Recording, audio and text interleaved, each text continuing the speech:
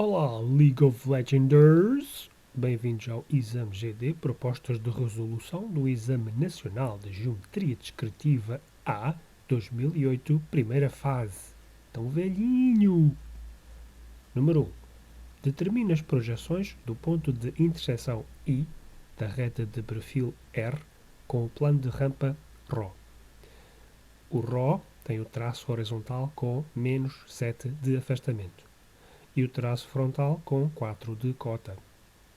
A reta R contém o ponto P, 2, 6, 3 e é paralela ao plano bissetor dos diedros pares, beta 2, 4.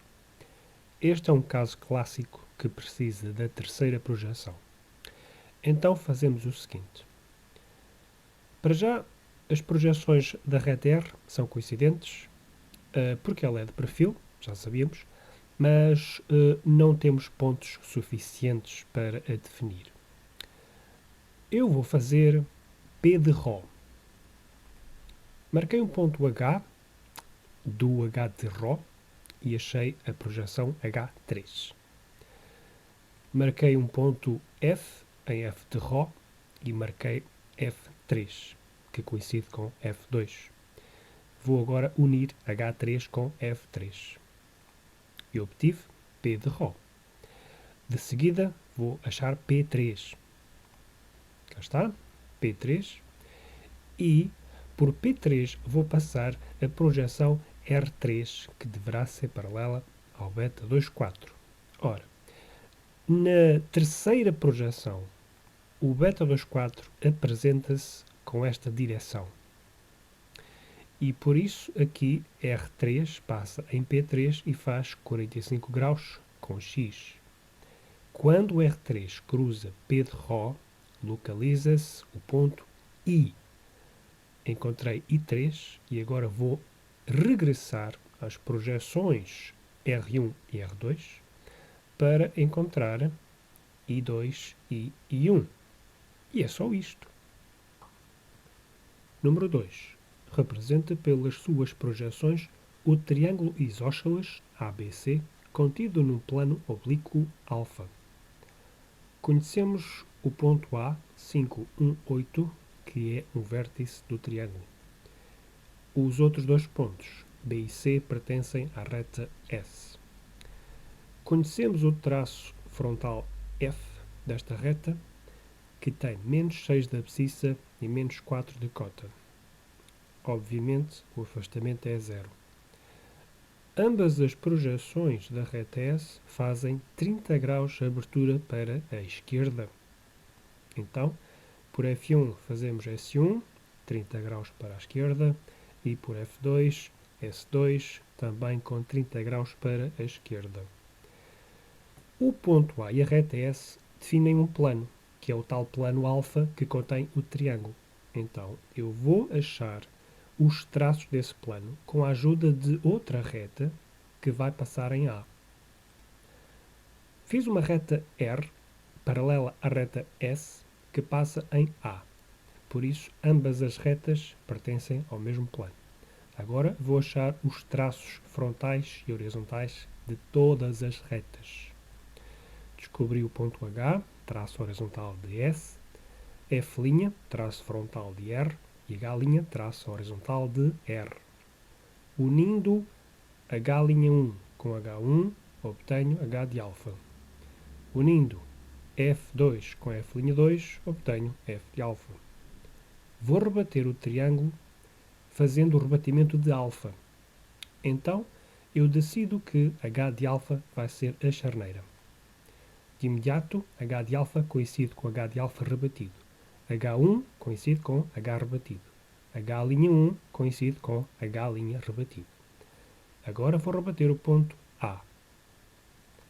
Por A1 passei uma perpendicular à charneira, uma paralela à charneira, que mede a cota 8. Fiz a hipotenusa, que vai ser o raio do arco de rebatimento, que vai parar na perpendicular à charneira. E ali está o ar rebatido. O ar rebatido vai se unir ao H' rebatido. E obtenho a reta R rebatida. A reta S sempre foi paralela à reta R e continua a ser mesmo em rebatimento. E vai passar em H rebatido. E assim tenho todas as retas rebatidas.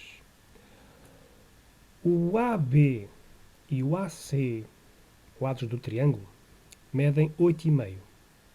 Como nós sabemos, é isósceles. Então, no rebatimento, faço com o compasso centro em A rebatido e abro 8,5. E faço um arco que corta a reta S em 2 pontos, B rebatido e C rebatido, ambos à distância de 8,5 de A. Agora vou contra-rebater B e C. De B rebatido e C rebatido, tiro perpendiculares à charneira até chegar à projeção S1. E obtenho C1, B1.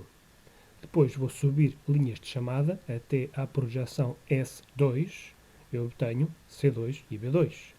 Para concluir, vou unir as projeções frontais e horizontais dos 3 pontos e obtenho as projeções do triângulo ABC. Já está. Número 3. Represente pelas suas projeções um cilindro de revolução de acordo com os dados abaixo apresentados.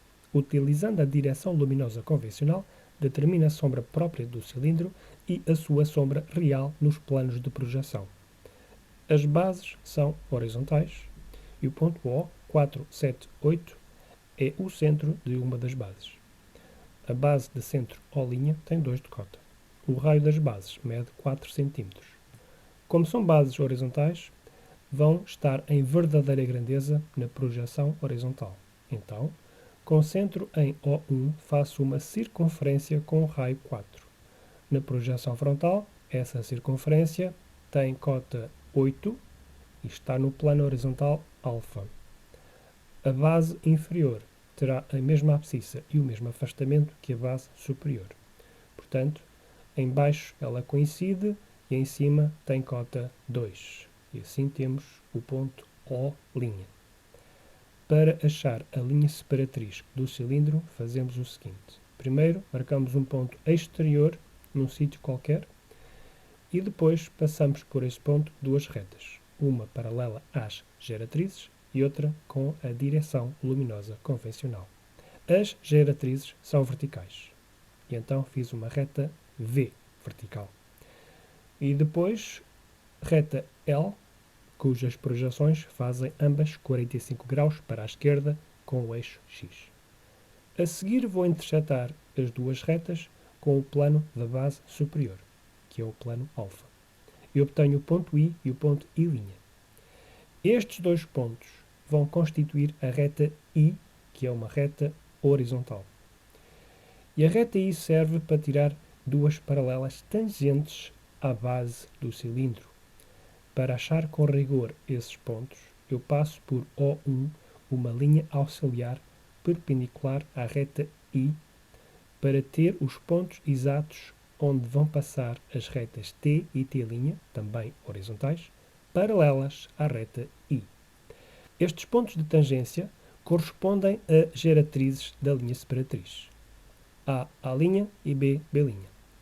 Então, a linha separatriz faz o seguinte circuito.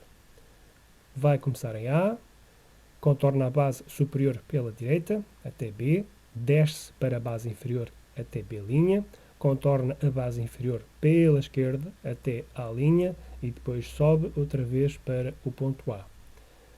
Vamos começar por fazer a sombra projetada destes 4 pontos. Passamos raios luminosos pelas projeções dos mesmos e descobrimos que B e B' têm sombra no plano horizontal, A' também, mas o ponto A tem sombra no plano frontal. Então, a geratriz BB' produz uma sombra que não quebra.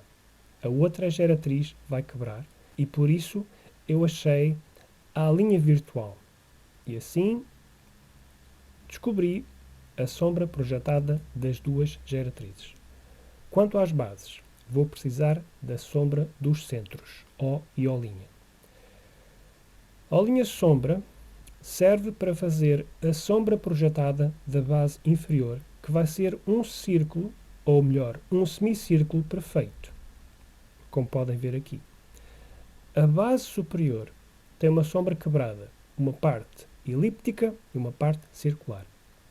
A parte circular foi feita com o O virtual, porque, atenção, eu tenho de usar a sombra do O no plano horizontal, porque a sombra OS está no plano frontal, não preciso dela. Eu quero a sombra no plano horizontal, que neste caso é O virtual. E esta curva para em X. Então, este ponto em X corresponde a este ponto da base superior. E entre este ponto e o A, marco múltiplos pontos. 9. Projetei os pontos e agora vou achar a sombra projetada de todos. Cá estão. 1, 2, 3, 4, 5, 6, 7, 8, 9. Unindo as 9 sombras, mais as extremidades da elipse, obtenho a sombra projetada da base superior no plano frontal. Vou fazer agora a mancha.